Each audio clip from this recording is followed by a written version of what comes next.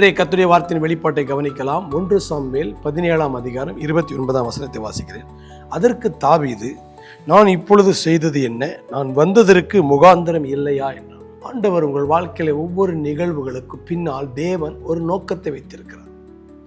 அதை தாவீது சரியாக அறிந்திருந்தான்.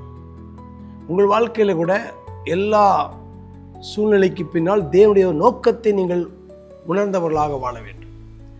ஆடு மேய்த்து கொண்டிருக்கும் பொழுதே கர்த்தர் அவனை பயிற்சி கொடுத்து அவனை ஒரு திட்டத்துக்காக ஆயத்தப்படுத்தி கொண்டிருந்தான்.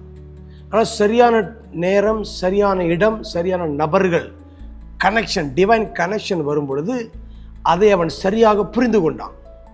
அந்த நேரத்தில் சில எதிர்மறையான டிஸ்கரேஜ் பண்ணக்கூடிய சொந்த அண்ணன்மார்கள் வந்து அவனை அதைரியப்படுத்தும் பொழுது அவன் அங்கு தோல்விக்கு இடம் கொடுக்கவில்லை. அவன் அதை புறக்கணித்து விட்டு தான் தேவனுடைய நோக்கத்தை அறிந்தவனாய் முன்னேறி கொண்டிருந்தான். சில நேரங்களில் செல்வாக்குள்ள நபர்கள் மூலமாக உங்கள் வாழ்க்கையில தடைகள் வரலாம். ஆனால் தேவ உணர்வு, தேவ உறவில் நீங்கள் இருந்தால் நீங்கள் சந்தர்ப்பத்தை நீங்கள் விட்டு கொடுக்க மாட்டீர்கள்.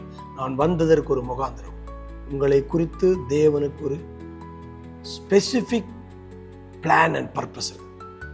அதை நீங்கள் தேவனிடத்திலே நீங்கள் அவருடைய உறவிலிருந்து பெற்றுக்கொண்டு நீங்கள் அதில் உறுதியாய் நில்லுங்கள். அதற்கு எதிராக வரக்கூடிய எல்லா எதிர்மறையான எண்ணங்களையும் புதறி தள்ளிவிட்டு நீங்கள் நிற்கும் பொழுது உங்களுக்கான வெற்றி, உங்களுக்கான பட்டமளிப்பு, உங்களுக்கான எதிர்கால சரித்திரத்தை கர்த்தர் ஆயத்தப்படுத்துவார். ஆகையால் be aware of the purpose of God. Bless பண்ணுறேன், ஜெபிக்கலாம். தகப்பனே, தாவீதை போல நான் வந்ததற்கு ஒரு முகாந்திரம் உண்டு.